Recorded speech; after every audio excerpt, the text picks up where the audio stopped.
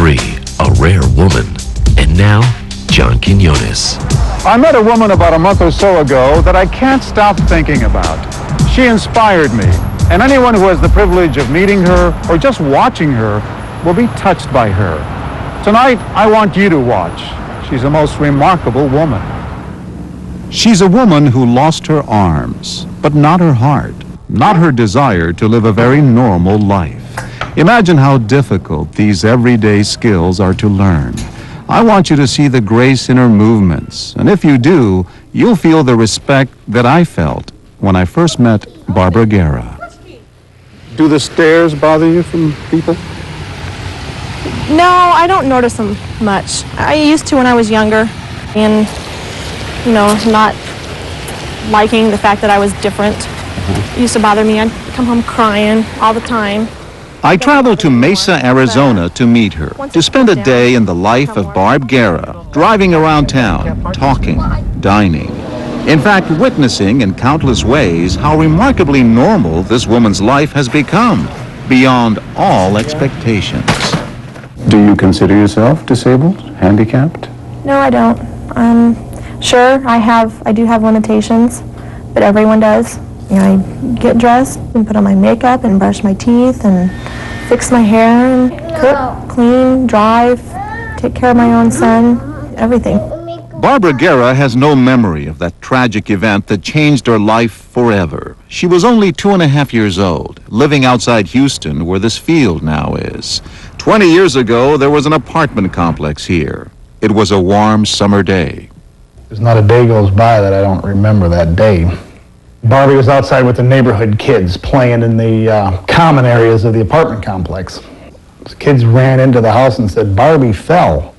It was so much worse. The door to this electrical transformer had somehow opened, and Barbie had grabbed the live wires. She was laying down next to it, foaming at the mouth. Her eyes had completely rolled back in her head, and I looked at her hands, and literally they were burned to the bone. There was no flesh left on them at all. They thought for sure that she would not make it that night. And I sat in the emergency room thinking, oh, dear God, if you see fit to let her live, I will do whatever it takes to make her into the best person she can be in life. A mother's promise to a gravely wounded daughter, a promise kept to this very day. What was it like for a little girl to be without her arms? If you look at pictures, I looked very sad at the beginning. Do you think you were angry as a child? I probably was, just because I didn't want to be like this. It was at the Texas Institute of Rehabilitation that Barbara met her first occupational therapist, Diane Atkins. She probably was the most influential patient that I have had in 24 years of clinical practice. Barbie has an incredible spirit. She had it from the day that I met her. It was the beginning of a very long road to recovery, learning to use her feet in place of her hands, starting with the very basics, like turning the crank on a jack-in-the-box. For Barbie to be able to do that on her own, with her toes, turning that little wheel, and then seeing suddenly the clown jump up, was very instantaneous, immediate gratification. She had amazing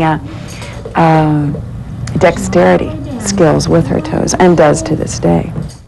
It was clear early on that the use of prosthetic arms was never going to work. They were heavy and awkward, and Barb seemed far happier using her toes. But how do you teach a child to turn her feet into hands? I cried a lot of tears. We went to therapy, and Diane would show me a little bit what we needed to do. Then I'd get home, and I remember getting her some chicken, and I told her she had to eat it with her feet, and I'm not eating, I can't. Well, then starve. And I had to walk away and make her sit there and figure out how she was going to do it. It must have broken your heart to do. It did. I'd go in the bedroom and I'd cry, and I'd pull myself back together, dry the tears, and come back out there, and 9 times out of 10, she would usually figure things out. It was painful, but she was learning and gaining confidence with every new skill. I wanted to be normal. And there was times when I just wanted to just not wake up the next morning just because I didn't want to go through another day. You didn't want to live? Sometimes. Sometimes I didn't want to live. What got you through that? My mom and dad's strength and prayers and support. And looking at the things that you could do. I played soccer, and I was on the swim team, and I was in dance, played the piano and the organ. That's right, the organ. Here's Barbie performing at a church recital, playing Chariots of Fire with her toes. But for every victory, there were more challenges as Barb grew up. None harder than enduring the taunts of other children, and finally the social pressures of the teenage years. Through it all, it was Barb's mother who shared the pain. We would sit in my room when I was, 12 and 13 years old, crying about, who's going to want to marry me, and how will I hold hands, and how will I wear a wedding ring, and how will I have a baby, and just things I think all girls have concerns about, but I was really in tears about these things every night. She just didn't realize that she was beautiful, because she was just a little armless girl that nobody would take out and the guys wouldn't date. And I knew her pain and I knew her heartache. And yet, she was determined that her daughter would live a normal life. So determined that she fought for her right to drive.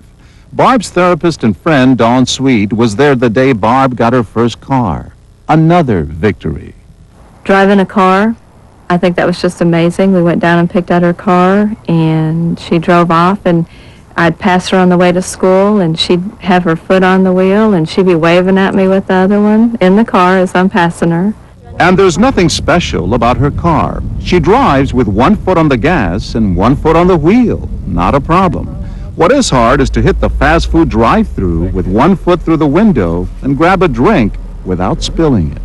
She is remarkable to watch. All right, thank you. Even the simple act of folding laundry is amazing. And all of this skill is the product of practice, of constantly working to improve her ability to do the things that we all take so for granted. She has come so far. Do you ever lose those heart-sick memories? It gets easier. Now that she's an adult and I see her out there teaching aerobics, driving a car, being a great mom, doing all the things she's doing, it blesses me so much that I don't even think about those things anymore. Barb has her own life now. She was married a few years back and has a 2-year-old son. She works in 4 different health clubs as an aerobics instructor. I could spend hours watching her as she moves through her day. Even signing a logbook becomes a complex series of movements as she uses her legs and feet in place of her arms and hands. But there's no struggling, no faltering. Her movements are quick and sure. But most touching of all is to see Barbara as a mother, caring for her young son, making his meals, sharing a snack, picking him up from school. I think the toughest part is not being able to hug. That's the hardest part. Do you remember being hugged? Do you remember hugging your mother and father? I don't remember that. You trying to make me cry? No. No, there's no time for tears or pity. Barb Guerra today is a confident, competent, and happy adult with fewer limitations than most people I know. My mom was the one who gave me the most support, I think. Thank you for being there for me and being strong and pushing me and making me mad at her. Thank you, because she got me where I am today, and I love her for it, and she's my inspiration. I love her and I'm proud of her.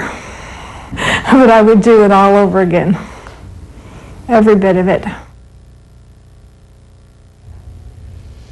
Barb Guerra says she plans to return to school to become an occupational therapist so that she can teach other people how to live with their disabilities. Barb is also taking the time tonight to talk with you. She'll be waiting on our website, abcnews.com, at 11 p.m. Eastern Time, right after our program. We hope you'll stop by for a chat. Coming up next on the program, I'm going to take you into one of the hottest parties in Hollywood. Invitations are hard to come by, and you'll see why.